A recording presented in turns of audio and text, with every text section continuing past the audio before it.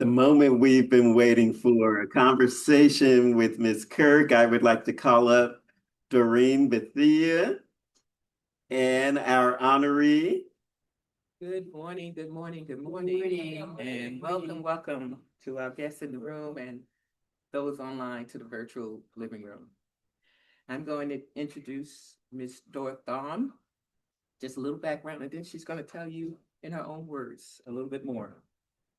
In her teen years growing up in Texas, a love of music, the blues, country, and western, and of course jazz, began to take root in her heart and soul.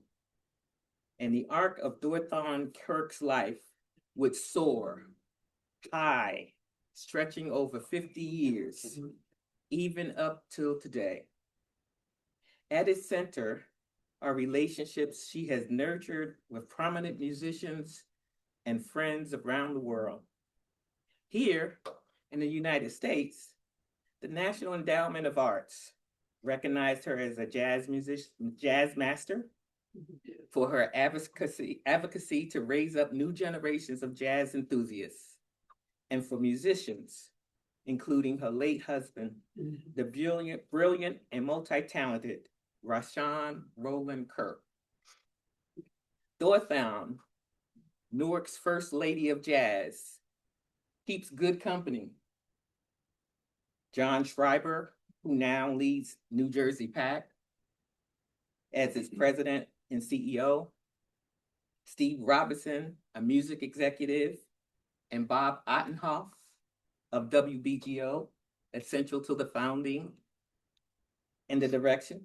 The Reverend Dr. William Howard Jr., former pastor of Bethany Baptist Church, where Jazz Vespers continues today after more than 25 years. Let's learn more from the master herself about her extraordinary works as a co-founder of WBGO, an advocate for jazz education, a steward over her husband's legacy, a presenter overseeing brunches at Dorthaan's Place, a friend and a mentor to many, and a local ambassador to the world of jazz. Welcome, Ms. Dorthaan.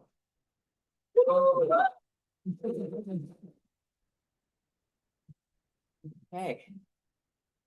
Thank you so much, and good morning, and bright moments, and that has a lot of significance, and you may or may not hear about it. It's because Doreen and I have talked about so much over the last couple of days. We could be here lots of hours, but we'll do our best to edit our conversation as best we can, especially me, because those of you that know me, and I see a lot of you in the audience today, know I can really, really talk. Very well. You know, I was just chuckling when you told me how at 17 you had friends who were older than you, and they snuck you into the club. Yes. Growing up in Texas, I grew up listening to the radio.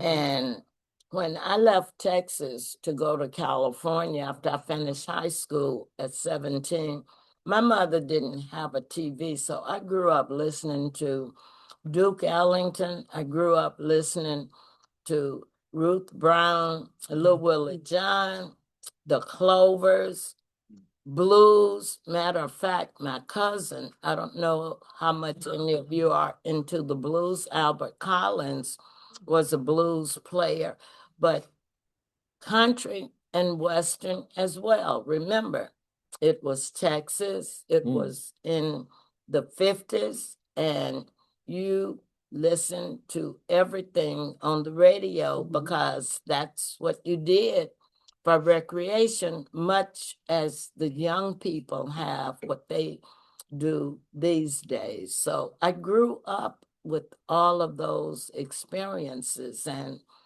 just so you will know, it wasn't until many, many years later that I knew jazz was an art form because it's what you did. So during those days in the African American community, we had our own, because it was still very segregated. segregated. We had our own restaurants, our own clubs, and everything.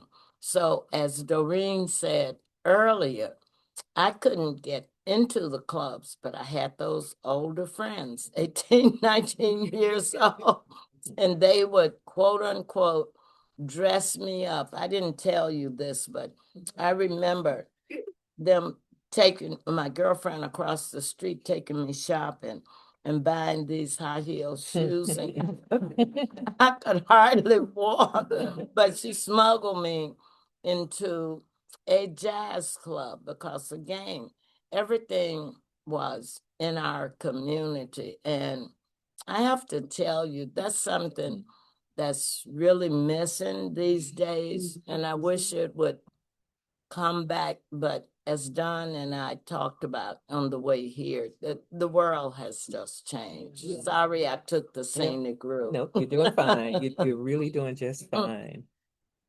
Would you share a little bit about how you met Rashawn Roland Clark and how that elevated your love of music and jazz in particular? Sure.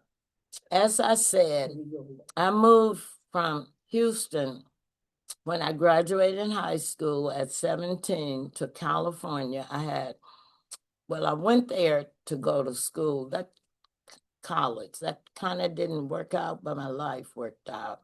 I had a aunt there, actually a great aunt, my mother's aunt, that had left Texas many, many years ago.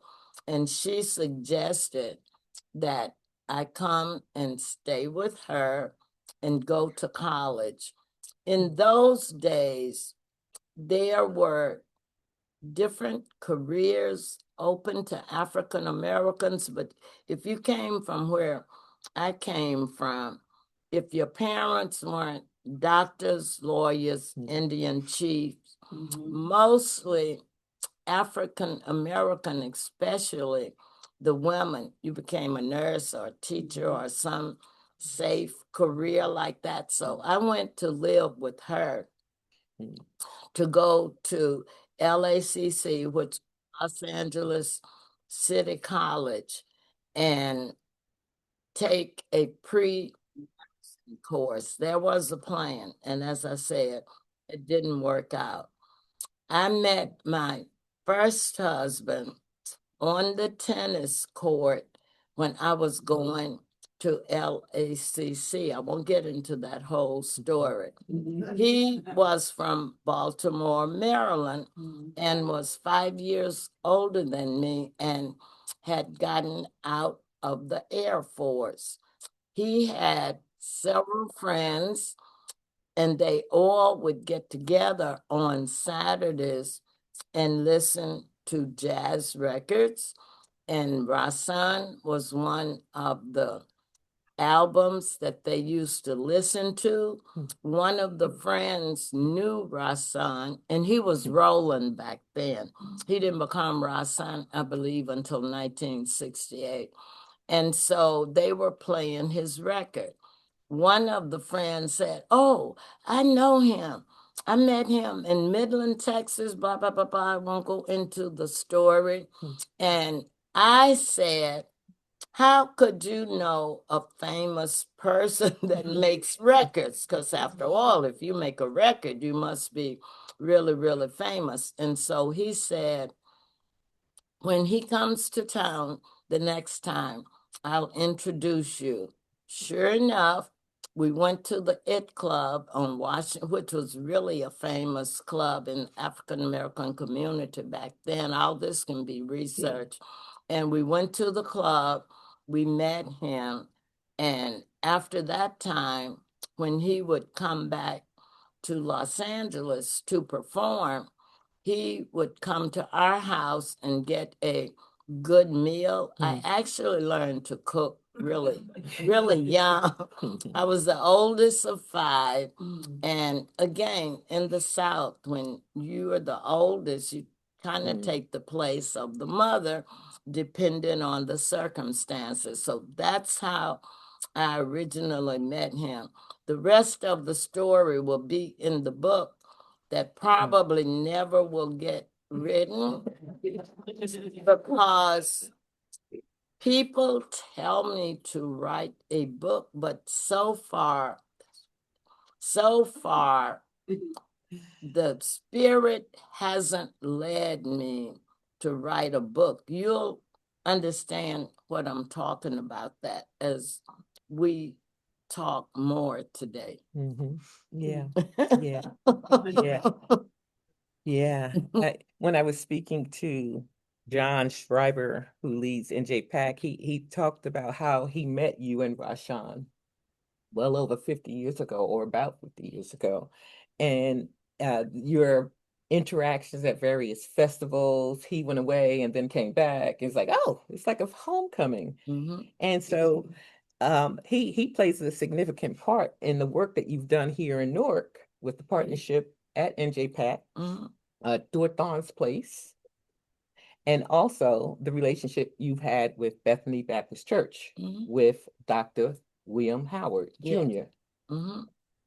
Well, I met John, and John has stood on the stage at NJPAC and said, I've known her over 50 years. I'll be like, oh, John, you're dating me, but it's okay.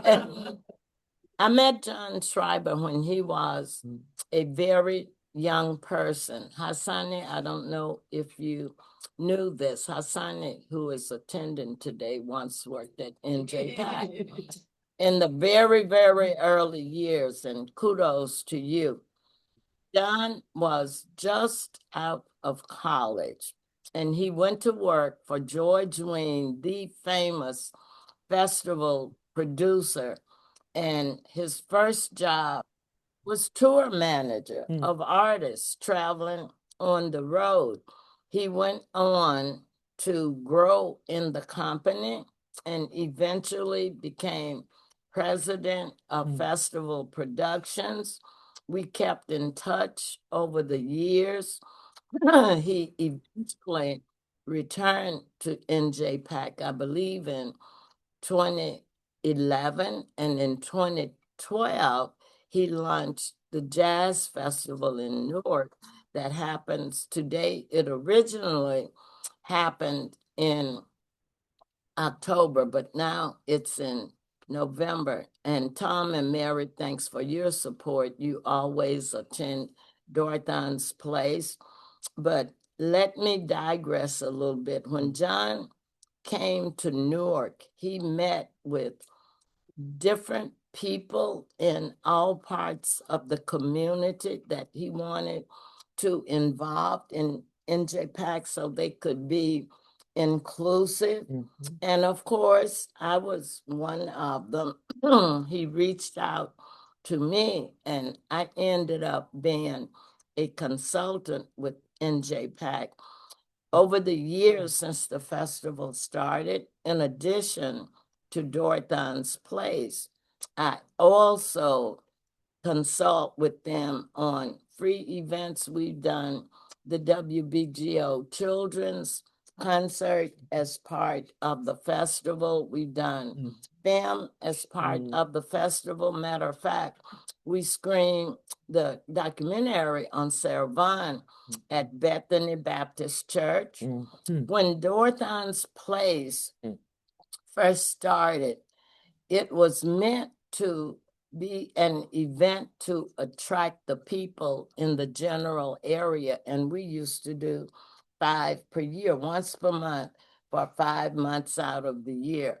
At first, it was very, very, very successful, but then there came a time where it wasn't well attended, and they weren't trying to make money. They just wanted to break even. Events are very expensive. So in order to present Dorathan's Place, Nico's, where it's held, had to bring in their staff on a Sunday when they normally weren't there. They prepared different kinds of food. NJPAC had to bring in their employees at a different time.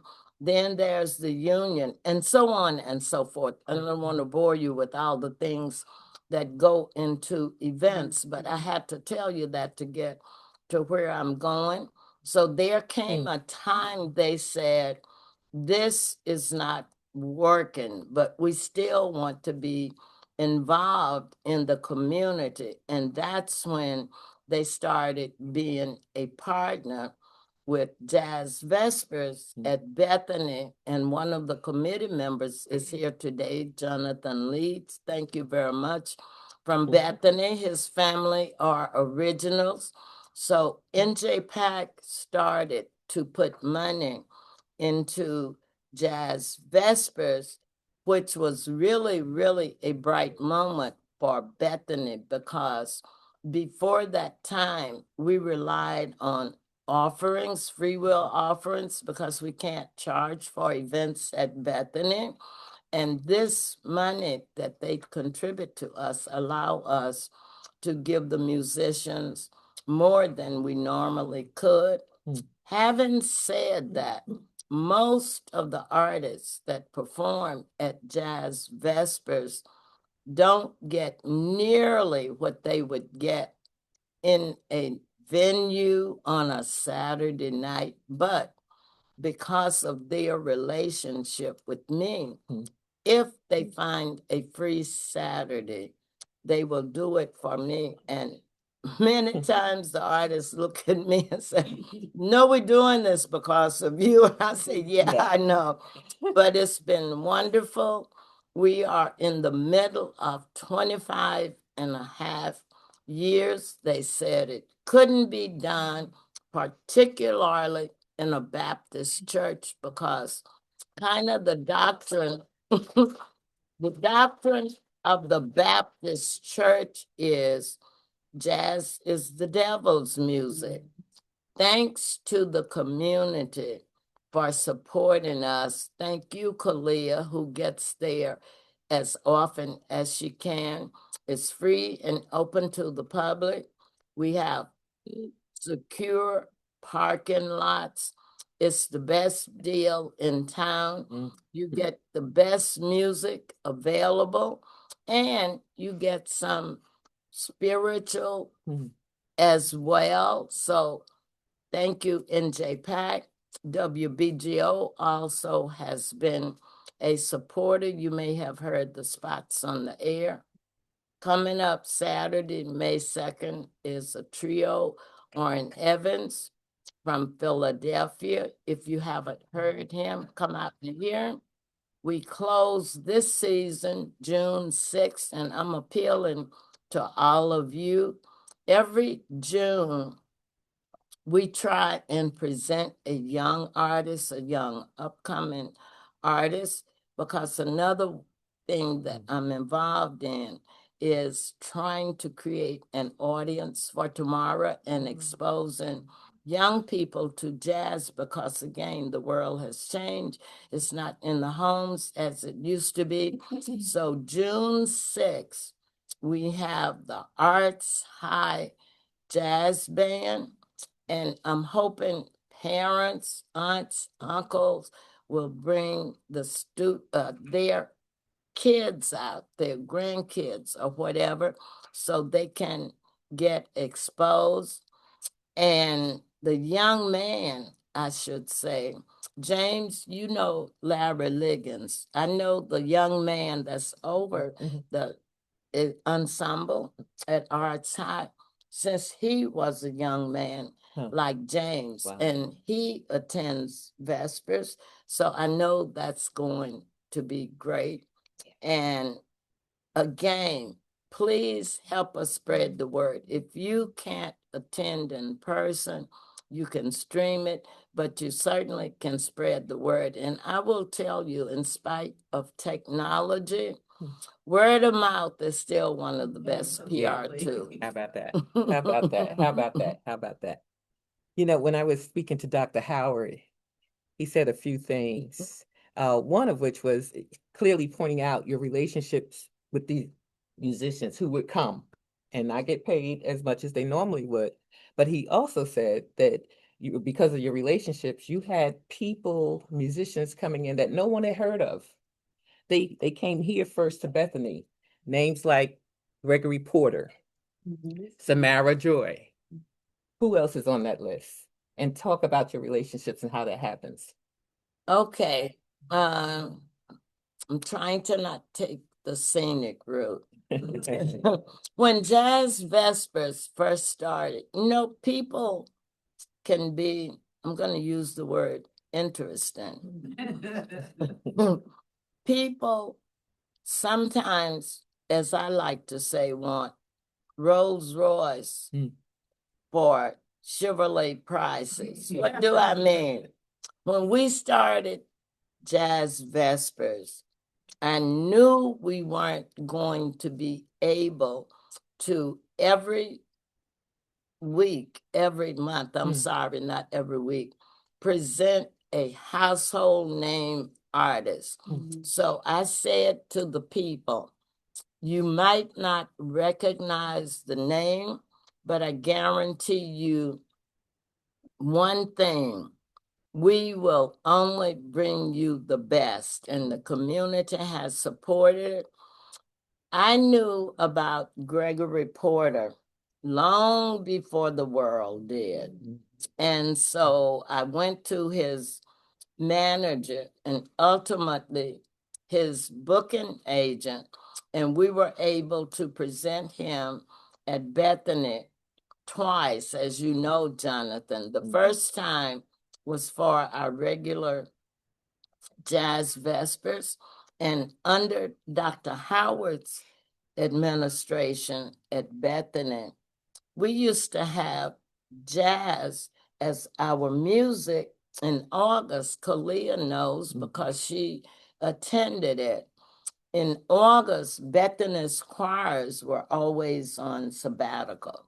So Dr. Howard and I had a conversation, and he said, why don't we present the most appropriate, and that's very important, artists that we present for the Jazz Vespers in August?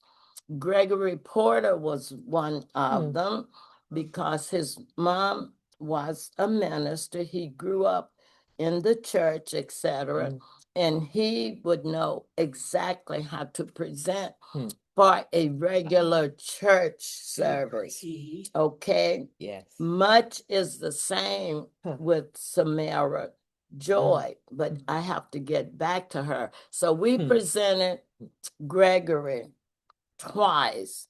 And I have to say this, when Dorthan's play started, I wanted to present Gregory. And I won't name any names, but it wasn't John, but the person I was working with rejected it. I said, if we don't present him now, by next year, he will have blown up. And I was right. Wow. Back to Samara Joy. She has a similar background to Gregory Porter. And if any of you have followed her, she still performs with her family. She's originally from the Bronx, and her name is really Samara McClendon, but she coined the name Samara Joy for marketing purposes. Nice. Anyhow, part of the festival every year at NJPAC is Servon Vocal Competition. Okay? And as such, they create judges and they create different stages of judges. Well, the year Samara won, and Jonathan knows this because I shared it with him when I was going through it. I was a preliminary judge, which you never want to be that. I tell you why. Because you don't get to listen to the finalists. You have to listen to all the submissions that could be up to 60. That's really brutal because they all present at least 3 compositions for you to listen to, and you have to grade them in 15 categories. Anyhow, Samara was one of the contestants that year, and she won. As soon as she was still in college at the time, she was 19. As soon as she won, we presented her at Bethany for Jazz Vespers. We even presented her virtually during COVID.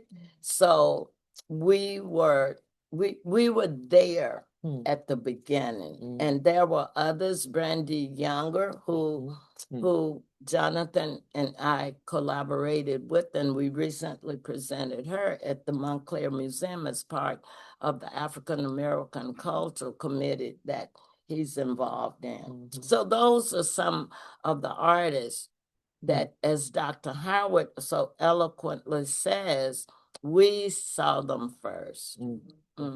Yeah.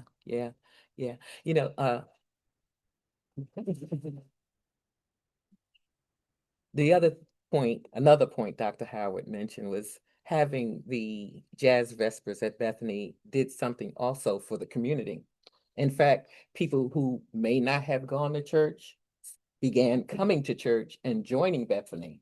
Exactly. That's why I say not only do you get music, you get some spiritual feeding as well. And early on, prior to COVID, we had a huge reception in the fellowship hall following the performance. And the reason we did that, Jazz Vespers begins at 6 o'clock, and we always promoted it to come as you are, whether you're coming from the car wash, the grocery store. It's right at dinner time, and people will not have had an opportunity. So Dr. Howard said we should have a reception. And we did, and it was significant. Maybe some of you here attended it because it wasn't just food. The committee, the hospitality committee of the Vespers committee, would prepare significant food for the people that even included a dessert. So you have jazz, you had food, you had secure parking, and some spiritual knowledge, all for free. So how could you not come to this? Yeah.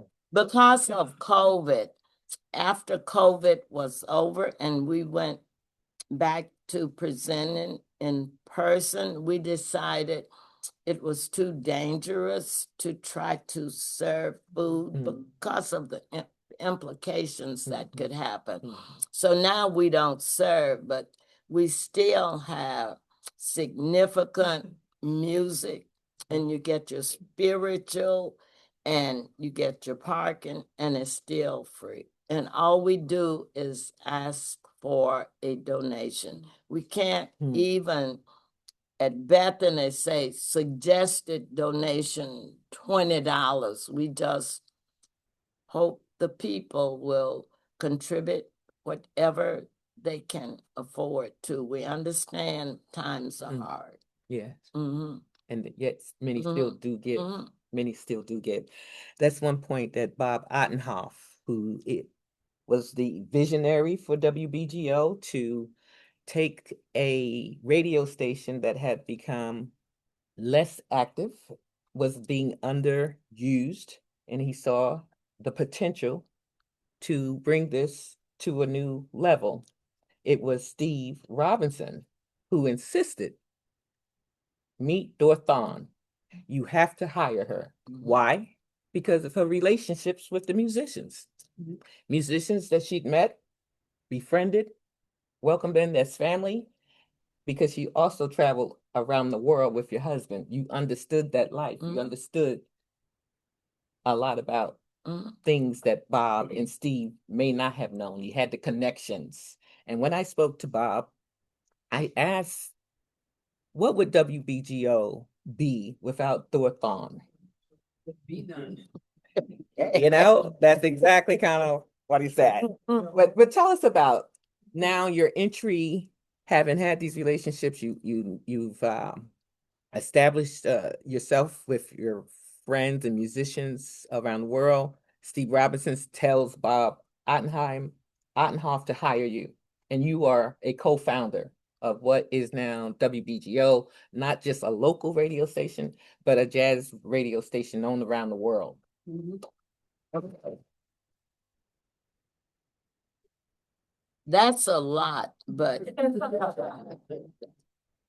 I need to go back to how WBGO began. Is there anybody in the room that was with the Newark Board of Education many years ago when the radio station belonged to them? I guess not. Anyhow, and I'll be as brief to share with you. At one time, there was an Office of Newark Studies over on 2 Washington Place. Anybody remember that? You remember that. Bob Ottenhoff worked with Richard Roper out of that office. Richard Roper is still a member and a deacon at Bethany. So he was involved with WBGO from the very beginning. They did a study, and I'll try to be brief. Out of the study, and it's kind of a sore subject with some people today, and maybe I shouldn't have said that, but in any case, it's history.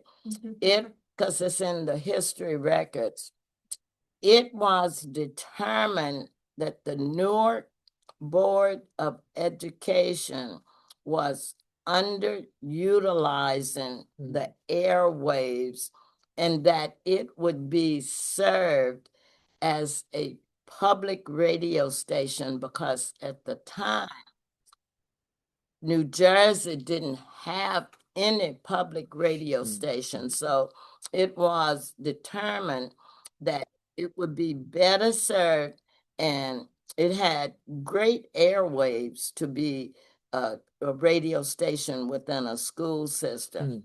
Its format should be news and public affairs and jazz, and it would be a public radio station. So news and public affairs was our mandate to the FCC. So that's how it got started. And you remember that story, I'm sure. Thank you. Now, as to how I met Bob Ottenhoff, when Rasan was living, there was this young man by the name of Steve Robinson who lived in Boston and used to come and see him at the Jazz Workshop, which was on Boston Street in Boston. Rasan always had the idea jazz musicians, and I'm going to quote him, shouldn't have to rip and run up and down the road playing just to make a living. They should be able to do other things. He said they should be able to be on the radio and play records. They should be able to lecture, etc., to subsidize and not have to play. Anyhow, Steve and Rasan did a project together called Radio Free Rasan. Steve worked for public radio at the time in Boston, WBUR. There came a time where Steve went to a convention in Chicago, and Bob Ottenhoff, who is from Chicago, was at this conference. They met and became friends. Steve told Bob he should hire me when Bob told him about his project to start this radio station in Newark. And Steve told Bob that he should hire me. They were somewhere in their late 20s at the time. Bob just said, okay. And the rest is history. Steve Robinson went on to become the first development director at WBGO. So that's how I came there. So I always give Steve the credit because he opened the door to Bob for me.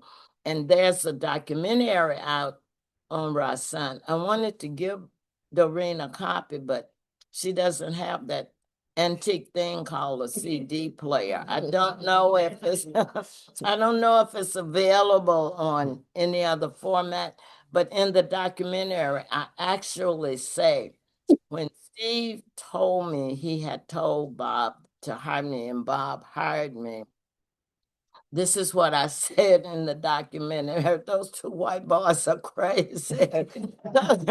I didn't know anything about radio. You turn it on and you turn it off.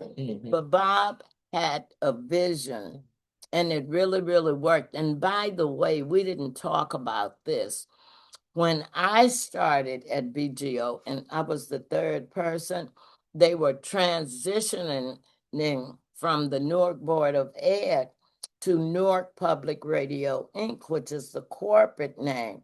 It was still located on the fourth floor of Central High School. And the elevator was always broken, and you had to walk up 4 flights of those, those double stairs. You got to walk it. And so, but we were all younger then. Bob was in the process of transitioning not only the staff, but hiring his own staff and transitioning from the Newark Board of Ed to what WBGO is today, which we moved into 54 Park Place, now known as Wayne Shorter Way, January 1979. Yeah. Yeah. So that it's a great story. Yes, yes, absolutely. As you all can see, as I talk about my career, it just came to me. And as I say to Doreen, we are all put here on the earth to do something. And sometimes, which I've never understood, some people plan to do A, B, C, and D, and it works out perfectly. In my case, all the directions I started into, there was a higher being that said, no, we're not going in that direction. I also said to her, because Rasan and I were only together 7 years before he died, I think I was not meant to be with him to be his partner or mate. I think I was meant to be with him because had I not been with him, I would never have met Steve. And so when I look, it's all very scary, but I accept the fact that had it not been for Rasan, Steve, and others, I wouldn't be who I am today. Yeah, yeah, it's extraordinary. It is. It's a beautiful story as well. I was thinking about some of the songs that I've heard and come to listen to. 2 points that I wanted to bring up is Volunteered Slavery and that song. And you said there is a meaning to that song. And it's kind of where she and I kind of made a little connection. Yeah, we did. As a journalist, there's a woman who wrote a book. Her name is Jill Nelson, and it was called Volunteer Slavery. But your husband's song is Volunteers. Like, what's the meaning behind that song? Okay. Rasan wrote a composition. By the way, he was Rasan was an activist in his own way from the bandstand and through his music, and volunteered slavery had a message. Sometimes we have to do things that maybe ordinarily we wouldn't do to get to somewhere that we want to go, but that's the dues that we have to pay for them. And so when I was talking to Doreen, I asked her if she knew Jill Nelson, who wrote a book, and she called it Volunteer Slavery. Her father was one of the first African Americans to live on the Upper West Side in New York. Jill Nelson. He was a dentist and a big supporter of WBGO, came to our events, and of course met me. So when she got ready to title her book, she knew her story. When she got ready to title her book, she wanted to call it that. And she asked her father to put me in touch with her to be sure the story in her book meant the same thing. Jill Nelson. And Doreen now works at the Washington Post. Did I say she was working for the Washington Post? That's what the book was about. Jill's book was about her experience at the Washington Post. That was some years ago.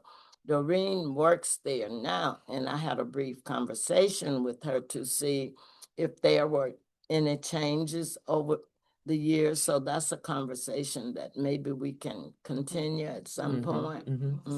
Yeah, it is. It is something like that. Yes, I spent some time at the Post and basically am transitioning towards some new opportunities at this point. But nonetheless, Jill Nelson is a name among our circle of journalists, particularly Black journalists, and her experience at the Washington Post. So thank you for that. Yeah. So, And okay. did you say about Bright Moments? Yes, indeed. Okay. Indeed. Yes. Bright Moments is one of his non-militant pieces, I'll say. Good morning, Jerry. You made it. Nice to see you. Jerry Coles is a big... Jerry Coles is a huge part of the community. She's a member of Bethany. She's on the Vespers committee. And Don Viapre and I were talking about her on the way down here because of things she's done in the past. I had to acknowledge that.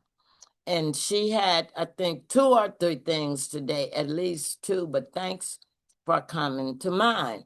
But back to Bright Moments. Rahsaan wrote a composition that was originally just music, and it was called Bright Moments. There came a time that there were lyrics added to it. So he came up with the concept.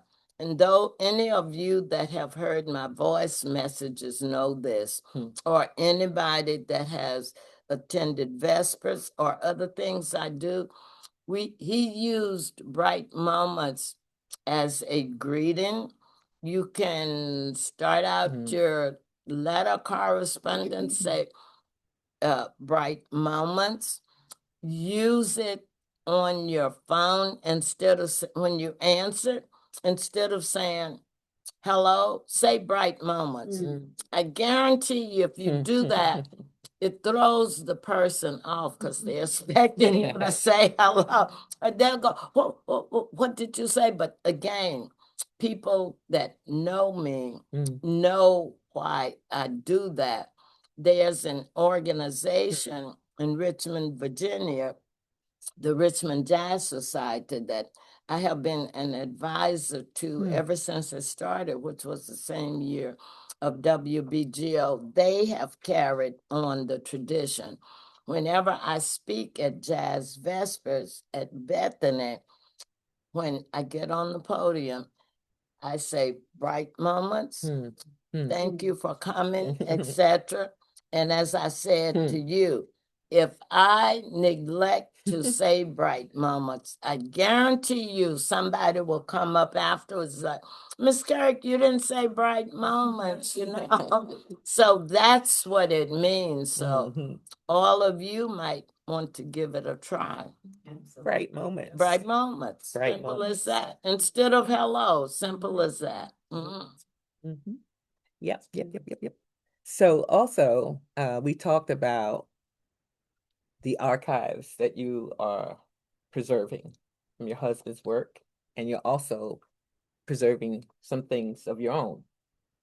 In his case, his horns and other instruments, and they're going to find their home at Bloxham Center. His archives excluding the horns. Okay. Mhm. Okay. So at Bloxham Center, Temple Mhm. University, Yes. this will be where they will be along with your things. Yes. What's going in there? What kinds of things are you preserving, holding? Okay, number one, thank you, Bill May from Kentucky. I know a bunch of you in this room know Bill May. Yes. Mhm. He has been a blessing to me from the very beginning of WBGO. I believe last year he interviewed Richard Wesley for this. Anyhow, he had a knowledge of all of the material on Rasan that Wow. I had. Wow. Because again, we've had all of these years history. He had donated, and he is quite a historian in his own right. He had donated a lot of his material to Temple University and at the Bloxham Center. So he put me in touch with Miss Diane Turner, who is the person that's over the archives there. And she said, yes. And I'm going to quote her when I asked her, what should I send? And she just said, literally, everything. So anything that applied to him, I have sent records from yesteryear. I have sent record session material, whenever artists get ready to make a record, they make all this music for the different parts, et cetera, Right. et cetera, and I won't get into Interesting. detail. Interesting. So anything that had to do with him and his music, and even personal items like some of his pipes, except that I have isolated a few of his personal materials because my good friend in New York, Lana Turner, Kalia, you might know of her, is an archivist. So she had me to isolate some things because once I did a rough of organizing, she came over and fine sorted it for me. So to fast forward, after I retired and I was talking to Bill May, I wondered, well, what am I going to do with all this stuff I've collected over the years that had anything to do with from producing concerts to the galleries that we used to do at BGO. I had all that material. And Mr. May said, which I affectionately call him because I'm older than he is, Mr. May said, ask Diane, I said, you think she'll take? She's got Rasan. And when I got in touch with her, she said, of course, they will be here together. And I was like, oh my God, that's great. So that prevented me from having to do research with all these different institutions that I had no idea where I should start. Thanks to Mr. May. It was right there for me. So I have sent probably 95% of his, and I have just a few more of mine to send, which has been, I should have been finished. I kept giving myself deadlines. Mm. I did great during COVID Mm. because you couldn't go nowhere. So during COVID, you do things that you were dreading, things that you had neglected. But I never met my own deadlines to be finished. But yeah. and once you get it's an awesome task. Mhm. Once you get away from going through papers and stuff, it's like, oh, I don't want to do that. And so now I'm just kind of forcing myself to do the very last of mine. And I might add this, and Mr. May help me with this as well. I have a few items that maybe the Newark library will take because I have been in touch with them. And those are things that I did that were indigenous of things I did in Newark. So we'll see. Ms. Kirk, I Yeah. just want, excuse me for interrupting. I just wanted to point out that everything you just said, Mr. Bill May can hear. He is actually one of nearly 20 people. I know he told me. Yeah. See, we're Mr. May and I in touch pretty much every week. So I knew he was one of the first that told me he was going to be listening, but thank you. Good deal. Good deal. Yeah. One of the other topics of interest, and I know is dear to your heart, is jazz education for children. You've done a lot of hosting and organizing jazz concerts for children. I think it's part of your mission to create new generations of jazz enthusiasts. Why is that important to you? Because they are our future. We need to pass the baton. And earlier with the Arts High School Band, I touched on it. But one of the things that I just haven't been as successful as I had hoped at Jazz Vespers to come and attend the concerts. And I think that's because the Jazz Vespers committee at Bethany have subcommittees, the hospitality committee, the merchandise committee, the PR committee, that's Jonathan. They have their own lives, and this is volunteer. We had a plan, but it just hasn't worked, but I keep working at it. So I've already told you about June 6th. Now I will share with you one of my things I did at WBGO that still happens today, was to produce a concert series to introduce young people to jazz and hope it also creates an audience for tomorrow.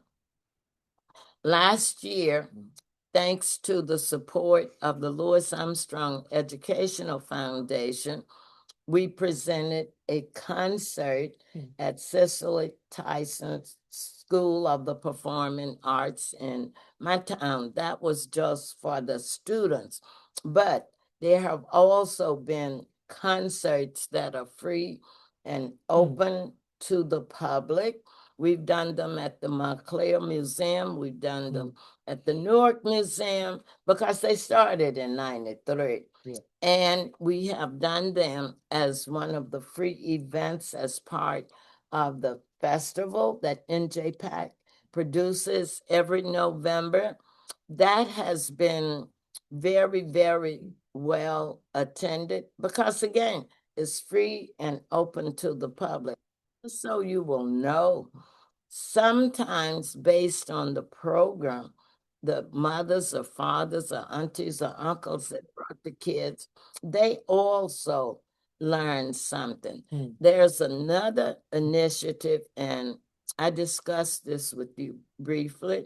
When I turned 80, NJPAC honored me. John Schreiber came to me and said, "We want to honor you." And so I said, okay. So as we were going along talking about it and having meetings, I said, John, I turned 80 this year. why don't we just say a birthday celebration? So that's what it was.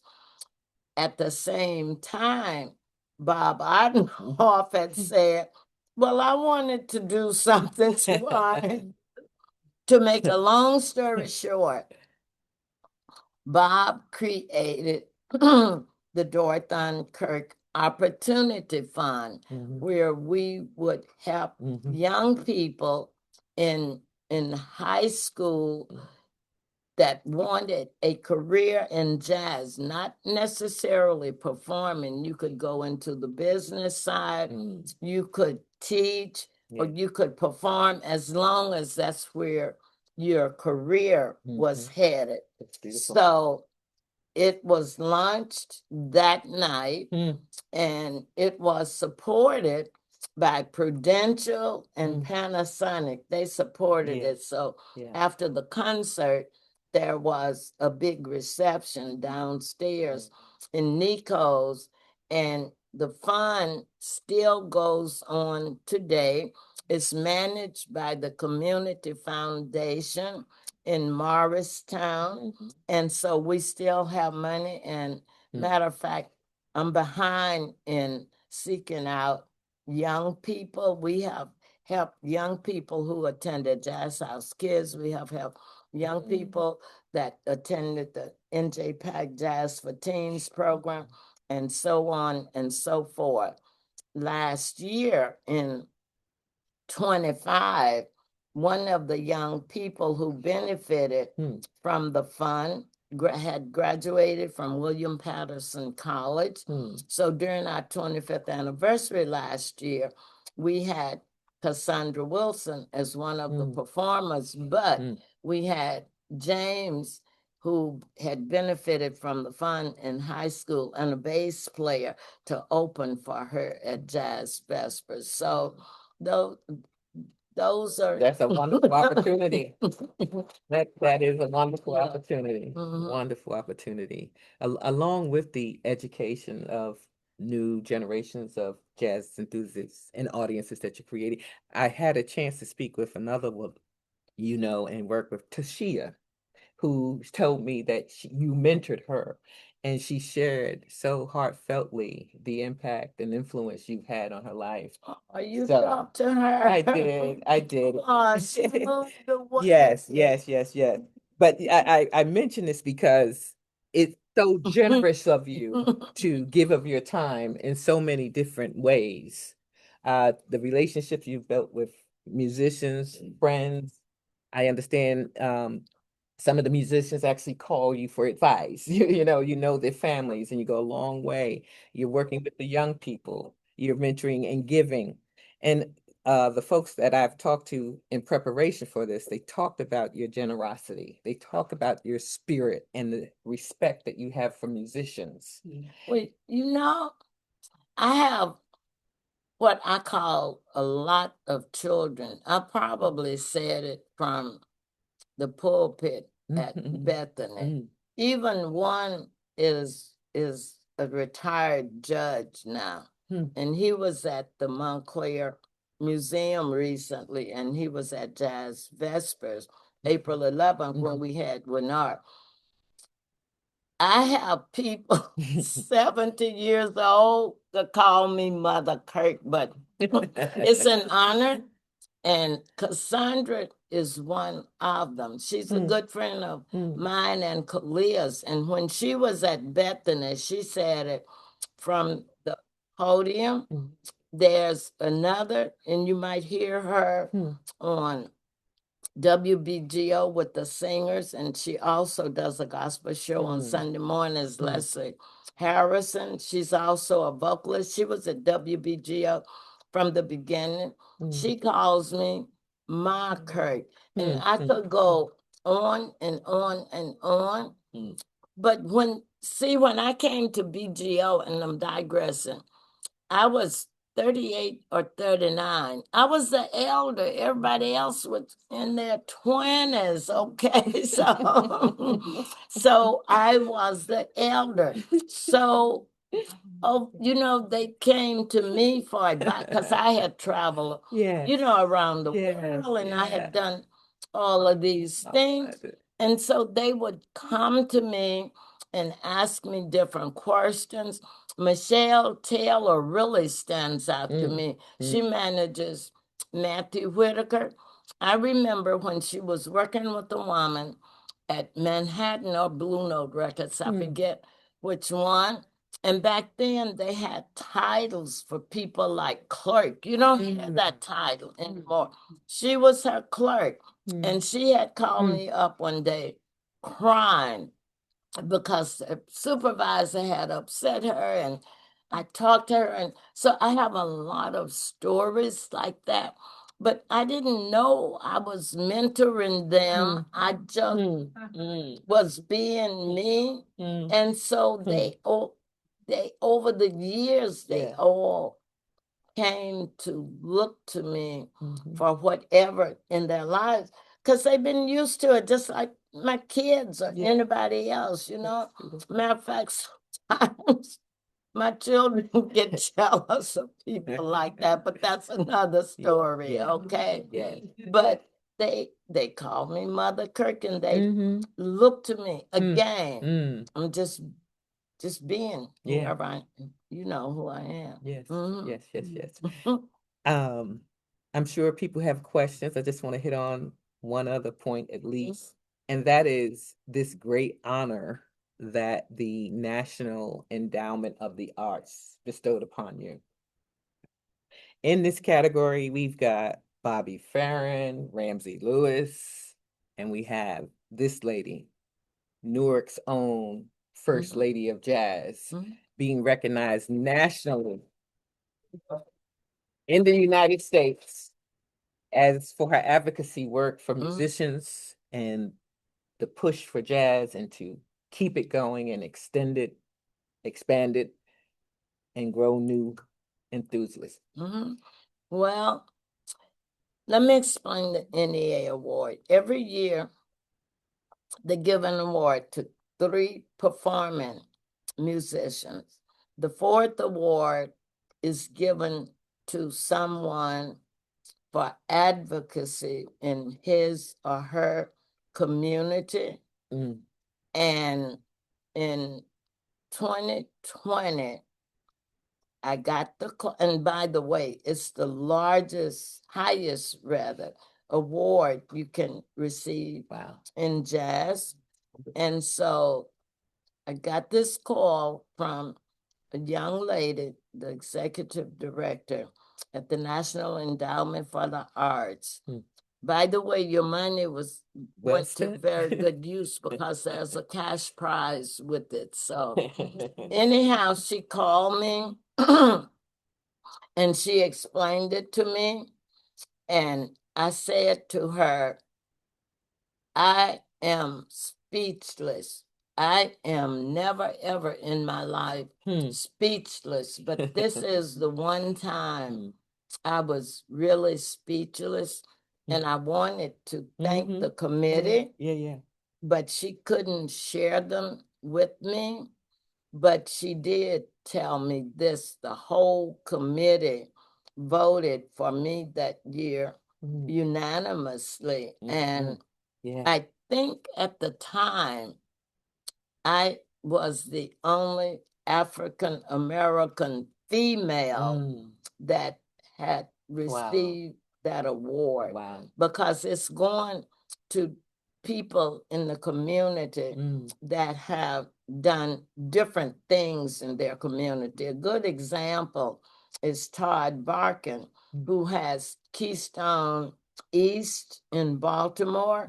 He originally had where Bright Moments was recorded.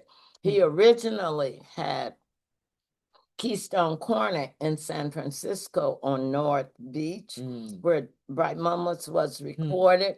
So through his whole life, he has done something that the community attended that had to do with jazz. When he moved from San Francisco, he booked Dizzy's Club Coca-Cola for several years, and then he went on to Baltimore, and now he has, again, Keystone East. And so this business and I should say this, there are more men in this business, although women outnumber the men here today. Mhm. And so when women, to me, Mhm. when women exceed, it's especially special because over the years, men have ruled jazz. Think about it, you know, the record producers and all of the other different areas. So it's just been, it's just really, really special because I wasn't trying to win an award. I was trying to get my work done at WBGO or NJPEC or whatever I was doing. I just did really what I was getting paid for, except Vespers at Bethany is not a paid gig. Right. But when I did all these things, it was part of my job assignment, and I just embraced it and did the best I could, not without the help of a village. I will tell you, I wish I could name all the people over the years that I have called on to help with something. You know, yes, I produce Jazz Vespers in terms of asking the artist. But again, I think about 20 people now on the committee, and Jerry and Jonathan are one. It takes a whole lot of people. No one person knows it all or can do it all. But if you reach out to your resources, and I always said, God didn't make me a millionaire, but he sure gave me lots of resources, which is equally as good. So when you're doing something, just remember, you're not the end of the world. There are other people that you can reach out to help you to make whatever you're doing better or the best that it can be. Yes. It's another point that Bob mentioned in terms of hundreds of thousands of volunteers who take the pledges, who work the concerts, and indeed, they have a particularly special role in the success of WBGO. And without them, this would all also be very difficult. Oh, absolutely. BGO always had volunteers. Yeah. How are we doing on time here? Good. Okay. I'm good. Maybe questions from the audience? Okay. So I need to we'll take, the people in the virtual living room, also known as question. Andrew, could you put up what Mr. May posted in the chat? No, it's Bright Moments. I know it is.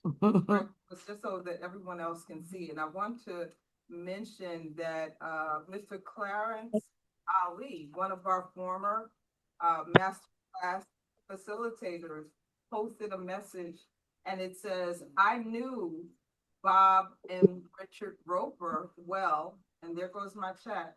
I don't know what just happened. He said, I knew Bob and Richard Roper well. I'm aware of the study they produced. I also worked at WBGO when it was still at Newark Central High School. And Mr. Ali also says, congratulations to Dorthaan. Thank you. Would you tell him thank you? And I'm glad I had my facts right. I thought I remembered pretty correctly. Yes. Okay. So are there any other questions from anyone on Zoom? Those are the only questions and remarks I saw in the. What did Mr. May say? Well, he posted. He posted. You can't see it from there. We'll take a picture of it. Okay. And share it with you. He posted the Bright Moments cover. Oh, okay. To the documentary prop, maybe. Yeah. Yes, because he was involved in that. Again, he spent all those years from the time I met him when he was in the school system. He has documented WBGO better than anyone. I had a lot of documentation but he is a true historian. And again, I really appreciate him. Okay, we have a question here. Yes. Yeah, I just wanna make a comment. And basically is, Dorthaan, you know how much we love and appreciate you. I'm one of your children. I don't call you mom, but you know how much you mean to me. But the thing that I wanna say in the essence of time, Can we Is ask how- everyone to come up to the microphone so that Okay. everyone on online can see? You probably have to come where do I need to be? this way. This way, by the way. Okay. At this, You can go next to the door, man. Is this good? Well, stand next to it. Oh, around- next to DK, okay. What I want to say in the essence of time is the thing that she keeps repeating about this thing called jazz Mm. and sharing it with our children and bringing our children. I've known her since almost the 80s. I used to sit in the office. We used to brainstorm on who we were going to have here for what price and so forth. And it went to come back in 2013 after all these years of her telling me what they were trying to do with Vespers. I was one of those people that was blessed to be able to see Gregory Porter when he performed there for the very first time. And I was blessed to see him for my mother's 90th birthday, someone who did not grow up with jazz and what it meant. Wow. We are not taking advantage, and I want to encourage us all to take advantage of the gem and the jewels that we have. I don't have a relative that comes to visit me from out of state. If they're there the first of the month, oh, we're going to Vespers. They are so thrilled. We need to take our children. We need to take our grandchildren. I was a young single mom. So if I wanted to go somewhere with no extended family, the kids had to go. So I took the kids and I would say, listen, each one of you, a boy and a girl, pick the one that is the best behaved. And I would take two other children. So my kids got a chance to grow up exposed to all kinds of music. We're not doing it. I mean, it's a part of our legacy. You've done so very much and you've worked so hard. This is the one thing that we can do to continue to expand something that is ours, that is the greatest music on earth, is we've got to bring our children with us. We've got to take them with, take the one next door, take the one, look, I'll feed you if you don't behave. But this is how we really can show our genuine love for her, our genuine appreciation for what she's doing and what she's done. She should not have to say week after week, day after day, month after month, we would appreciate if you'd bring your children, because they get so much out of it.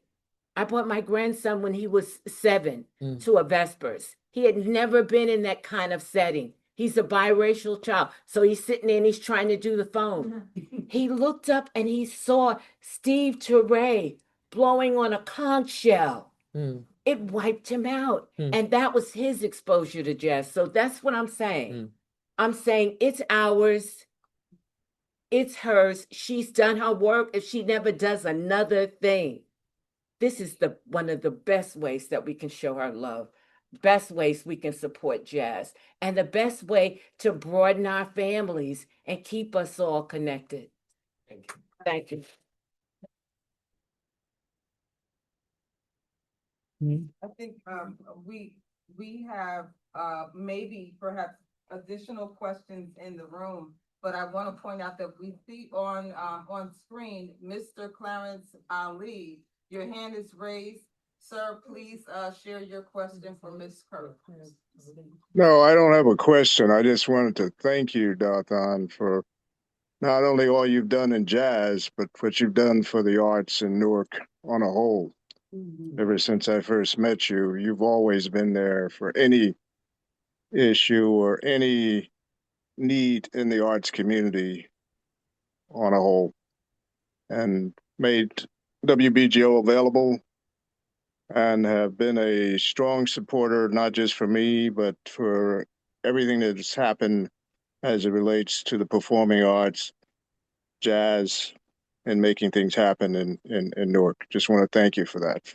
You're quite welcome, and thanks for tuning in and verifying my story. I got it mostly right. I don't like You got it. bad information. You had it exactly right. It was actually that same study that Bob Botnoff and Richard Roper did that we used to create the cable company in Newark. So knew Barry Bob is and in the house. Barry Washington is in the house. Barry's there. Oh, Mhm. Barry can Barry can tell you even more. Thanks. Yes, I know. Mm-hmm.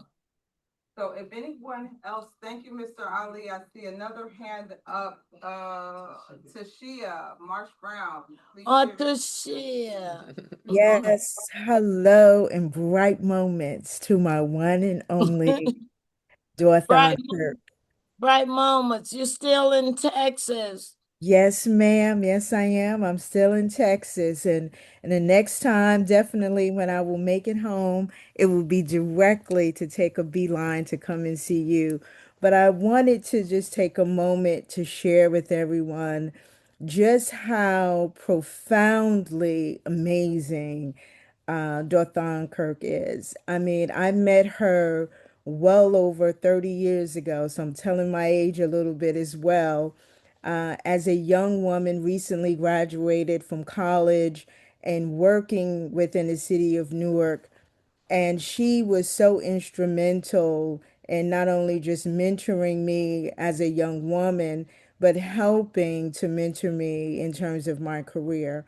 And I just want to thank her for all that she has done for jazz, all that she has done for the city of Newark, and all that she has done for me. Thank you, Dothan. You're quite welcome, baby. Tashia, can Yes, I share that yes, ma'am. story with you before you left New Jersey? And Yes, you on the train. yes, ma'am. Yes, ma'am. You can share it. I love you. I love You you were too. meant to be here.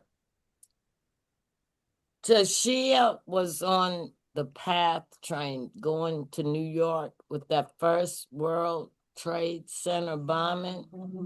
She was on the train that backed up. Wow. And after that, she moved and you're in the Dallas Fort Worth area, right? Yes, ma'am. Yeah, I'm from Houston, which is about 4 hours south, but we've stayed in touch on Facebook. And you're a miracle, baby. Keep on doing what you're doing. You were one of the ones that was meant to still be here with us. I still think about that all the time. Yeah. Well, thank Love you. love you too. And thank Okay. you so much, Doreen, for reaching out to me.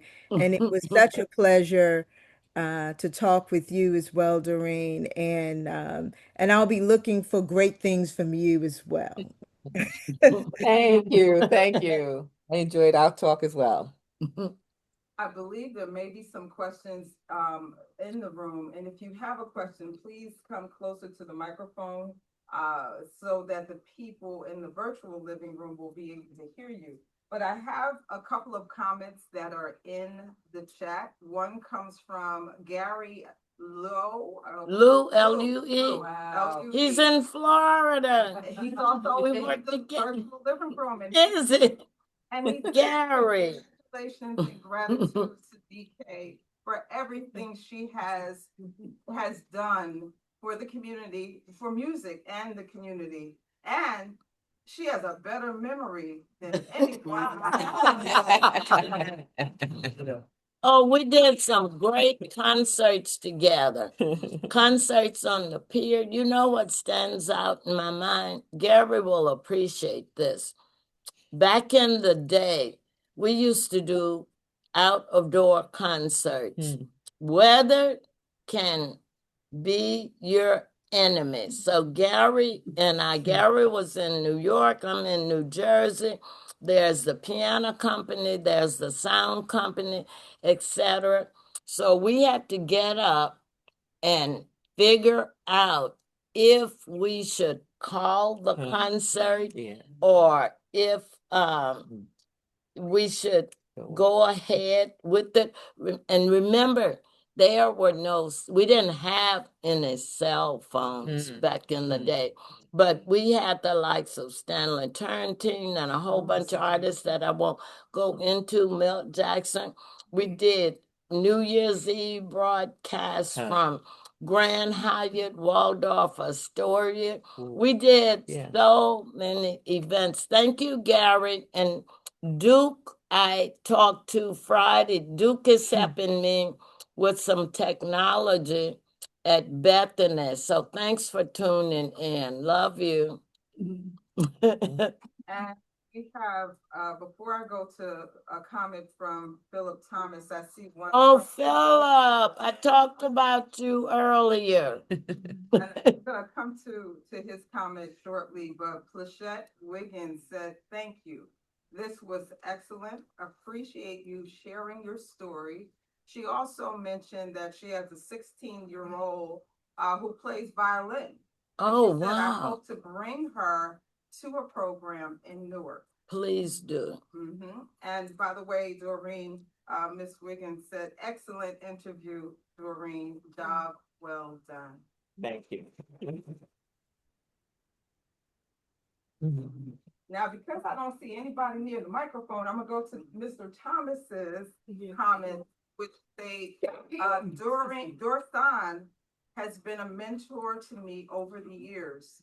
It would take too much time to recount all of the collaborations, but most notably, we collaborated on developing the NJPAC Jazz for Teens program, which is now in its 28th year at NJPAC. I'm gonna pause for a second just for some applause for that.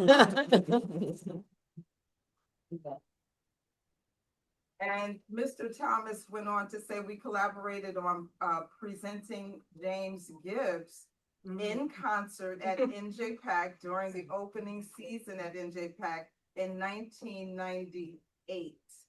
In the words of Maya Angelou, Dorthaan is a phenomenal woman who I have genuine love for. Congratulations. Thank you, Philip. As I said to, I think, Don Vipre, every time Philip comes home, we connect with each other. And one year he was here when they were celebrating one of the anniversaries of the NJPAC Jazz for Teens. See, when NJPAC was being built, the administrative staff was over here at, I think it was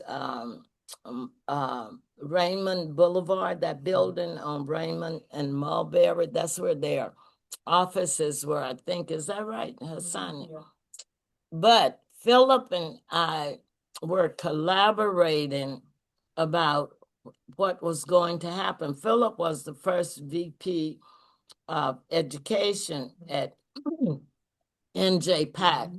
So he was creating the NJPAC Jazz for Teens, and also he was right there for WBGO's WBGO Children's Concert Series. And for many years, every year, one of the concerts that I produced for WBGO was held at NJPAC, and they would give us the Victoria Theater for free. Again, remember, that's a union hall, but some kind of way through their budget and their funders, we were always able to present one concert in the Victoria Theater at NJPAC. Traditionally, we used to do concerts in the spring before the kids get out of school, as I said earlier, in the various venues. We even did a few in the school system. We did Rafael Fernandez in the North Ward, and we did a couple in the South Ward. Presenting in the schools didn't go well, but we gave it a shot anyhow. We also would present 5 concerts in the fall. So we did like 10 per year. We did Maplewood, we did South Orange, but I kind of touched on this earlier. We did West Orange. We were all over. And eventually we presented in New York. We did a couple of programs with the Brooklyn Museum. We also did the Brooklyn Children's Museum. So the program has been all around our listening area.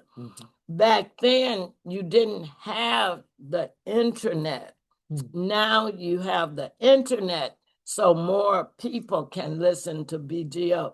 But back then, we would go into areas who couldn't necessarily hear WBGO on the radio because of the waves out there. I think one thing that I really want to emphasize is any person who David may have mentioned earlier, who participated in the pulling together of this moment, these are volunteers. I want to emphasize that Ms. Kirk is volunteering her time and allowing us to sit at her feet, to listen, learn, and be inspired. And so that brings me to a comment in the chat from Beverly Cooper. And Beverly Cooper says, "Love you, Godmother." Beverly Cooper, BBC, from the beginning. Congratulations, Bright Moments. Bright Moments, and thank you so much. And we do have a question. It looks like Tacoma Reese says, "Bright Moments, Dorthaan. What is one of your top 5 jazz sessions?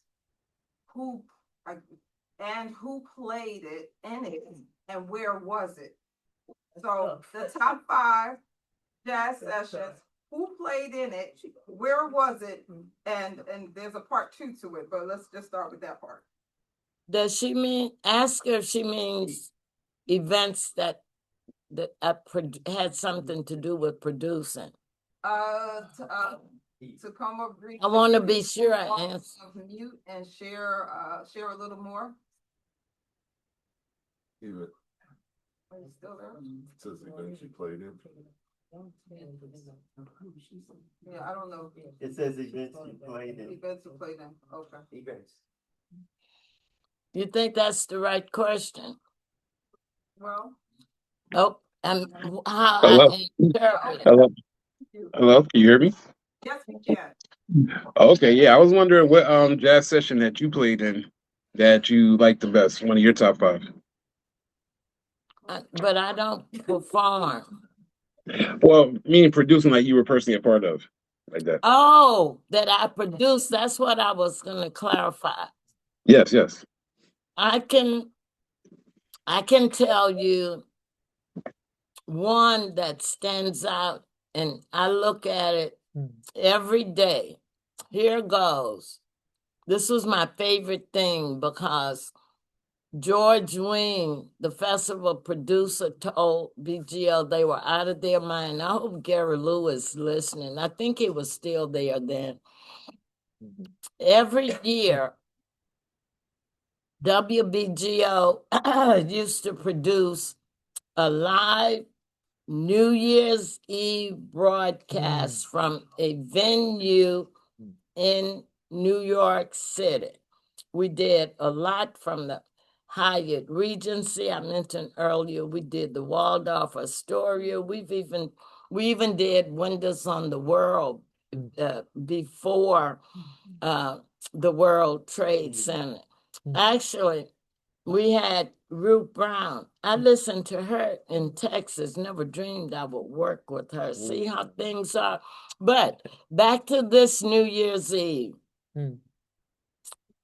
I know a lot of people in this room are familiar with Nina Simone, and I don't know if they are familiar with her issues over the years in spite of her talent. So every New Year's Eve, we would have a singer with her band, and that's the first part of the event. The last part of the event would be a big band for dancing. I would come up with the concepts, present them to the committee, and they would say yes or no. So this particular year, I recommended Nina Simone. And by the way, that's the one thing we had a lot of money for because it was sponsored by Cognac Hennessy. Okay. So we had money. And this was a live nationwide live broadcast.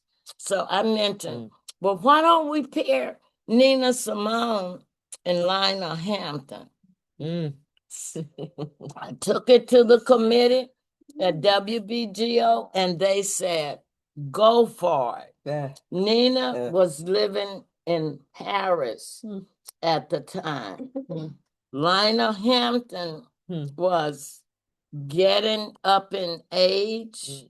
So we have Nina Simone in Paris who had challenges. I'm trying to be tactful, but it's in all of the books. I called up George Wayne, who I mentioned. I said, George, what do you think? He said, I think you're crazy. I said, he said, I think you're crazy. Okay. That's awesome. Because the last time Nina had come to the States, she came to perform for George Wayne. And for whatever reason, she flew into Kennedy and never came to Manhattan or the venue. For whatever reason, she got on a plane, went right back to Paris. And that's why he said, you're crazy. Anyhow, we went for because of the time difference when I would get to work every morning and I had to call her managers or so because of the time difference. That was the first thing I did. But to digress a little bit, so I called up Chris White. Somebody in this room knows Chris White because Chris was her bassist. Chris talked to me and he said, go for it, Dorothan. She now has a person that's with her all the time, and she's taken her medication. He said, call Al Shackman. Al Shackman was her guitar player who lived in Connecticut. So I reported back to the committee at BGO, and it was on. Of course, Hamp lived right in Manhattan across from Lincoln Center. He was no problem. The biggest problem, if you ever book Lon Hampton, the biggest problem with him was getting him off the stage because he would go on and on and on forever. So to make, this is the greatest story because I proved that it would work with her. George Wayne actually sent John Schreiber to the concert. Again, that was at the Hyatt Regency. Nina came into Kennedy. Does anybody in the room remember Nylax's limo service? Lewis? Nobody remembers that yet? It was a black limo service. I remember. You do? Lewis took me to Kennedy Airport on a Saturday morning to pick up Nina Simone and her aide, I will say her helper, her personal assistant, and she was pushing her. She was in a wheelchair. She wasn't disabled, but she just was, this is who she was. And anyhow, now I'm all nervous and I'm excited at the same time. And coming from California, as soon as we got in the car to come back to New Jersey, what do you think I said to her? So did you guys have a good flight? In California, they used to say guys, or anybody that's familiar with California.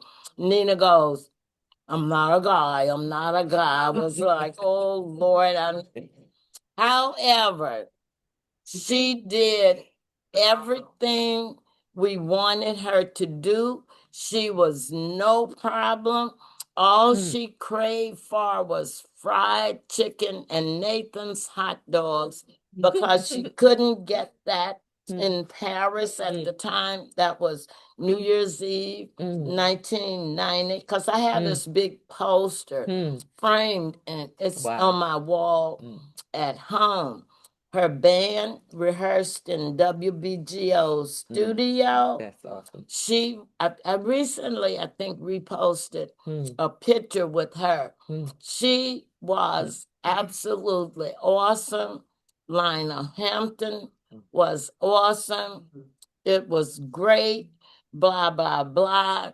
I proved everybody wrong. BGO proved everybody wrong. And that's the one that stands out only because of the challenges. The other two concerts for the young men, and I won't go into them, we produced two concerts at Carnegie Hall, which has, each venue has its own set of rules and regulations. And I thought, oh my God, we present BGO as up in Carnegie Hall, you know? But we did two concerts. I have one of them framed and hanging on the wall in my house. This was a tribute to George Wayne when he turned 65. And we had the likes of Wynton Marsalis. We even had Kenny G on that concert. George Wayne helped to choose the artist, and I worked with his person on booking them. And George Wayne said, everybody you call, they better do it because I helped them with their career. All Kenny G's people wanted was to fly him here on Grand Am, which I had never heard of, had no idea what it was. The other concert that we did at Carnegie Hall, it was celebrating our 10th anniversary, and we collaborated with Blue Note Records. So we called it BGO Blues and Blue Note. So we had the likes of Lou Rawls, who was on Blue Note Records at the time. We had Albert Collins. We had, I think, Joe Williams. I can't remember all the artists. And Coca-Cola sponsored that particular concert, which meant all of our expenses came out of the money that they gave us. And what we brought in on the door was gravy that could go back into BGO's operating fund. And, you know, doing events, see Bob's vision. I told you Bob had a vision, and I knew the musicians. And so in the early days of WBGO, there was no Facebook, Instagram, TikTok. Not you know, when BGO started, there was not even any CDs. That's the truth. Now they're obsolete. So WBGO did events to promote itself. We did a series of concerts right here in Military Park that was sponsored by Michelob. I think Mr. May was involved. We did a series of concerts, and we call it Jazz Week in Newark. We ended up with a live broadcast from Sparky J's with Jimmy McGriff. 1 year we did I think 12 Fridays from Newark Symphony Hall. Philip Thomas, I think, was still there, and we did concerts after work on Fridays from Symphony Hall. Eventually, Gilb's Gin picked that series up and sponsored it. So we did all of these things in the community to let people know we were there. Remember, much like Jazz Vespers, they say, jazz station in Newark gonna work. Both we proved wrong. Absolutely. So we promoted ourselves, and BGO was put together with masking tape and glue, but it worked, It absolutely worked, and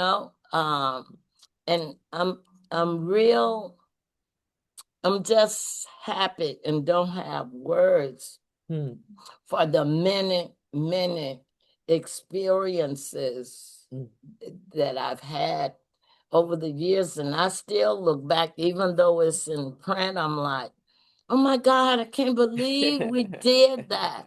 But you know what? BGO staff way back when, like I said, a whole bunch of people, most of the people were really young, and I was the elder. We didn't have sense enough to think that we would fail. We went into it. Because when I look back, I'm like, oh my God. Oh my God, we did that. That's scary. Our jazz that we used to do. 12 hours of continuous jazz beginning at midnight. Think of going to a club at 3 o'clock in the morning. Bill May has the documentation, so I'm not lying. Our first jazz-a-thon was 1980, kicked off in New York at 12 midnight, went all night, Saturday night, all day Sunday, and ended Sunday afternoon. It's documented. Live. Yes. People were literally lined up at Fat Tuesdays on 3rd Avenue. It's documented. See, you couldn't do that now.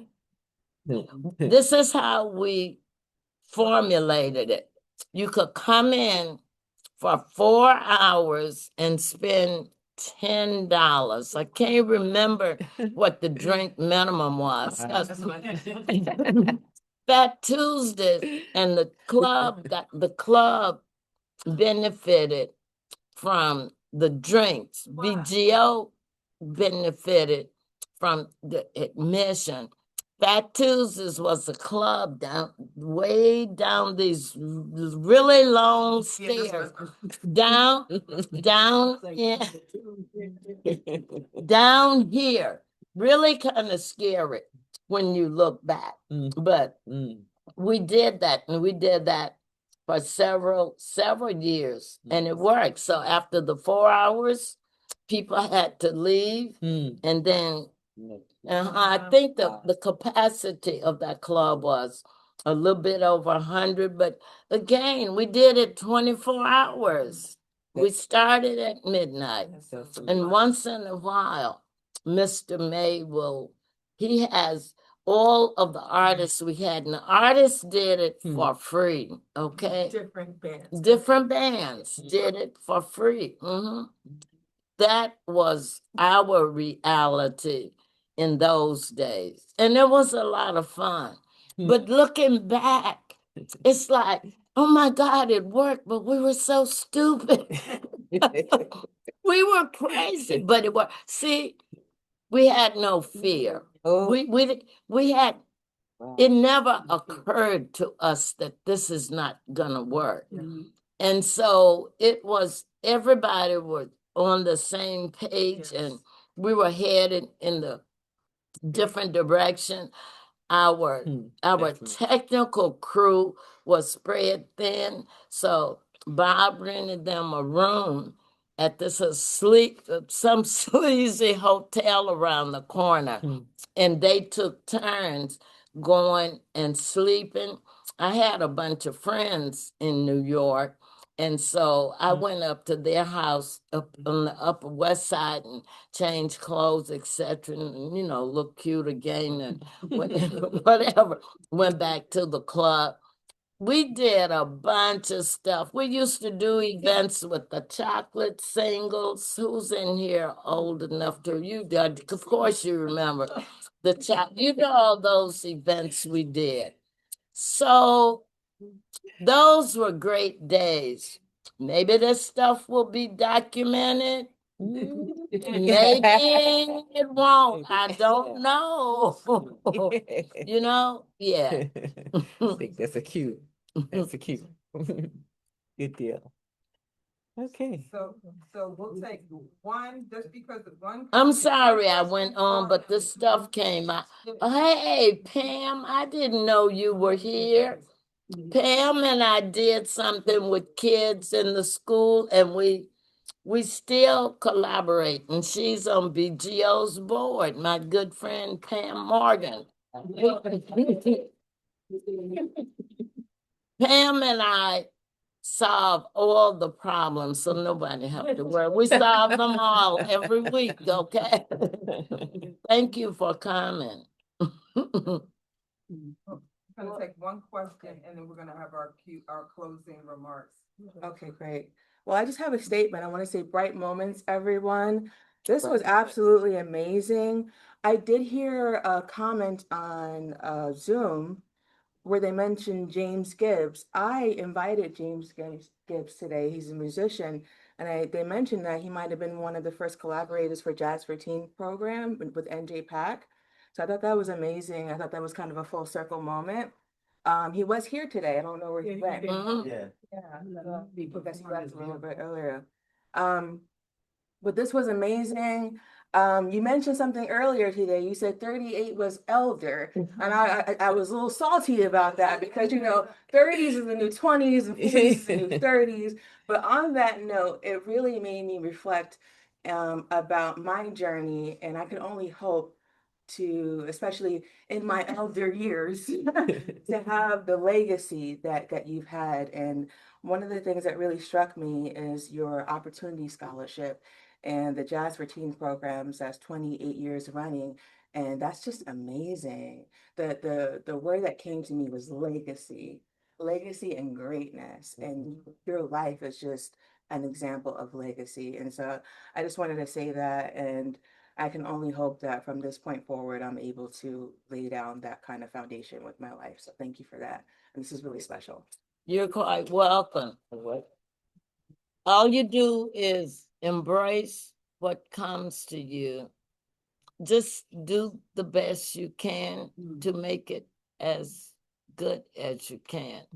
And never forget to reach out to resources. Too often now, and I sure can't name any name, but too often now, I find that people that come to organizations have all the answers. And a couple of these organizations are some of my favorite ones. No one person has the answers. Always embrace yourself with whatever resources you have. You might not use everything everybody says, but don't ignore anybody. Everybody has thoughts or what have you. Right. And just embrace what resources you have. That's a biggie. Right. It really is. Pam and I, we still collaborate on something. Pam asked me about violin players last night. Pam, somebody on the chat mentioned their kid with violin, and we were just talking about, because that's one of the jazz instruments that young people don't embrace or take anymore, violin. Another instrument is the vibraphone. Not really many guitars. Those are instruments that aren't being really used with the young people in jazz now, but for whatever reason. I also wanted to say that my grandfather is someone by the name of Chico Mendoza. Really? Yeah. Why you didn't say that Yeah. before? He was at WBGO at the. Yeah. Oh my God. Actually, he's the real Chico Mendoza and not the keyboardist.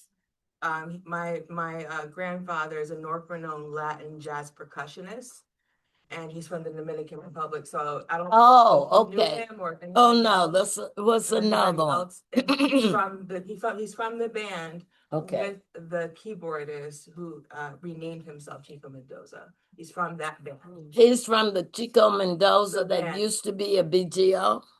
Probably. There was a Chico Mendoza Yes. that did a Latin jazz show in Yes. WBGO. North-renowned, same man with the current Oh, okay. Chico Mendoza who renamed himself that. Oh, okay. Go to history. But yes, that was my grandfather. Great. Amazing. Amazing. I don't need a mic. My name is Hassani. They asked me to come close out the program, probably because they thought I wouldn't ask any questions and stuff. I'm trying not to do that. I just want to say Dorthaan has been absolutely wonderful. When my father's a jazz musician and I was in high school, and her husband, who everybody knows who her husband was, right? I loved the music. And when I found out years later that she was his wife, that was it. But I was working at NJ Pack at the time, and we came to know each other, and it was great. And you two ladies are wonderful. Your interview was great. Sometimes She's really right. She's been one of the best. I've interviewed a lot over the years. Hers was really the It's best. right on. You're a journalist, right? I am. Yeah, because a lot of times you'll have somebody doing an interview and they ask a whole lot of bizarre questions that have nothing to do with anything, but you were on it. So this is very good. Great, thank you. It has been wonderful having both of you ladies here. It's nothing like having information coming from places where the information was and not reading it somewhere else. So please give them a hand for being here and what they've done. Thank you.